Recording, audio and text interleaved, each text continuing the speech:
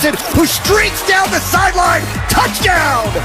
But inside handoff, Gibson has the space at the 30, 25, into the free, 10-5, touchdown! Hey. Touchdown, Washington! Yeah. All right, Stephen A. So here's the facts. The Cowboys get blown out on Thanksgiving Day, 41-16, by Washington, of all teams. They now fall to 3-8. What is Jerry Jones to do about Mike McCarthy and his coaching? Well, Jerry Jones needs to replace him. It doesn't have to be this second, even though that wouldn't bother me either. It's hard for me to say this because I take no enjoyment out of it, and I think that Mike McCarthy is a guy that's qualified more so than a lot of coaches in the NFL to be a head coach, just not of this particular football team. When you have a situation where Jerry Jones is encouraging you to keep the offensive coordinator, who hasn't been bad, but some of the decisions have been questionable. Even last year when Ezekiel Elliott wasn't getting the ball and Amari Cooper was taking out of key plays in the game and he's on the sideline, et cetera, that's problematic. But I recall yesterday, Ezekiel Elliott asked out of a play. It was like third or fourth and inches, and he asked out of a play. There was another sequence where they had a fourth down scenario, and Mike McCarthy calls a pass play instead of a running play. I thought Tony Pollard could run the football, utilize him. That didn't happen. We see Gallup and Amari Cooper and CeeDee Lamb. CeeDee Lamb dropping the pass, that's not the coaching. That's on CeeDee Lamb. We get all of that. But that fake punt is on the coaches. The fourth and inches call when you elect to pass instead of run is on the coaches. When you look at stuff like that that's transpiring and you combine that with guys calling out the coaches earlier on in the season, him clearly not ingratiating himself. And listen, I'm not going to even go here because I'm going to be nice about it. But as a black dude, with you reportedly bringing in watermelons to crush them just a week ago to give an indication of how a defense should play, and that's your methodology in order to encourage brothers to show up and play with a bit more fervor and energy for you, that's a huge question mark. But I won't go there today. I'm going to be nice. In the end, what it comes down to is that you look at Mike McCarthy, and what we keep ignoring is that the NFL is not just about X's and O's, because the coaches are bright enough to know what the others are doing. It's about galvanizing the troops and making sure that they exhaust every means and measure to maximize whatever potential they have. It's called being a leader of men. And I don't see that from Mike McCarthy.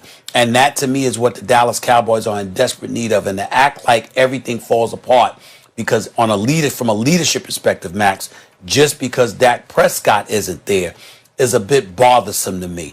I don't buy that. I think some of that onus should be on the coach. There. And if this man is not the right guy for the job, move on. They were 8-8 with Dak Prescott last year and more of their offense. They were 8-8 with Dak Prescott last year and more of their offensive line, and they were losing with Dak Prescott early in the season, right? I mean, I'll say this. I wouldn't have hired Mike McCarthy. I thought it was a bad hire.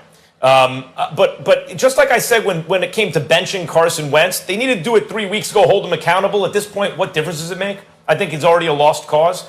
The more I think about it, so what? Let's say he lets Mike McCarthy go. You think Jerry Jones is going to hire the right coach this time? Or is he going to hire someone else who, once again, won't take headlines away from Jerry Jones, attention away from Jerry Jones in the event that they do win? Meaning he will limit the pool of coaches he will choose from. And he will probably limit it to the less effective coaches, not to the young, charismatic coaches who might get, or even the more established coaches who might get credit for winning. So what difference does it really make? And let me say something else. Yesterday, he made a lot of questionable, he had showed poor judgment, obviously. From your own 24 on fourth down, like, what are you doing? And it's a trick play, okay, fine. You have your $90 million running back. You're on 4th and 1. You give him the ball, maybe. Try a quarterback sneak at times instead of a passing play. With CeeDee Lamb. Didn't make any sense, right? Like a bunch of things didn't make sense. However, that's bad judgment. It's a bad day. It's a short week. It's Thanksgiving. All coaches tried trick plays yesterday. Some of them worked. Some of them didn't. He showed the worst judgment. Stephen A., I think there's something more important, though, and this is the reason I won't say let him go right now. I agreed with you about a month ago, but then I saw something happen. They came ready to play against the Eagles. They scored on the first possession. They lost the game because they weren't really good yet, and they're still not that good. They gave the Steelers a very tough game. I thought, that team is starting to look like a well-coached team to me, right? And then they beat the Vikings. The Vikings were on a streak. Like, the Vikings had just cleaned out the NFC North. They beat every team in the NFC North in consecutive games. That includes the Packers and that Bears defense, right? That's the team the Cowboys beat. So the fact that he shows poor judgment when he's kind of desperate, don't forget, both tackles went out early. And Zach Martin shouldn't even be a tackle. He's a tackle because Tyron Smith and Lyle Collins are both lost for the season.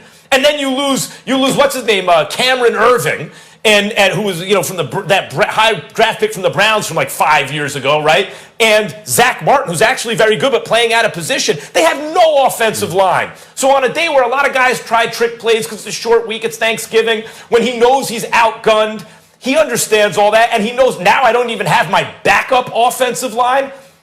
It's bad judgment. But I've seen more important things than bad judgment in terms of play calling. I saw a coach who started to get his team motivated to play. So I'm willing to look a little more this season to see what happens before I say get rid of the guy. That's fine. That's fair, Max Kellerman, and I can't knock you for that. What I would say in response to that is then we don't really need to rave that much about Mike Tomlin, do we? Mike Tomlin hasn't had a losing season. Mike Tomlin went 8-8 with a third-string quarterback, and we raved about that. Now, obviously, we know how excellent he is, how exceptional he is, and we know it was absolutely ludicrous for people alluding to him being on a hot seat a couple of years ago. But last year, he played with third and fourth-string quarterbacks. What you're telling me about Mike McCarthy is that things have to be ideal, and what I'm saying to you is that we've seen guys be given chances and have performed their duties with less than ideal circumstances. So if I was seeing that from Mike McCarthy, I would feel different too. That's not what I'm seeing. I'm seeing a guy that's dependent on things being ideal in order for him to shine, and that should not be the requirement in order to be a head coach in the National Football League. Real quick, you don't have to be Mike Tomlin to be a good coach. Right, or to have a job as a coach. Mike Tomlin is a future Hall of Fame coach. Mike Tomlin is an all-time great coach. So, I praised Ron Rivera. He ain't Mike Tomlin.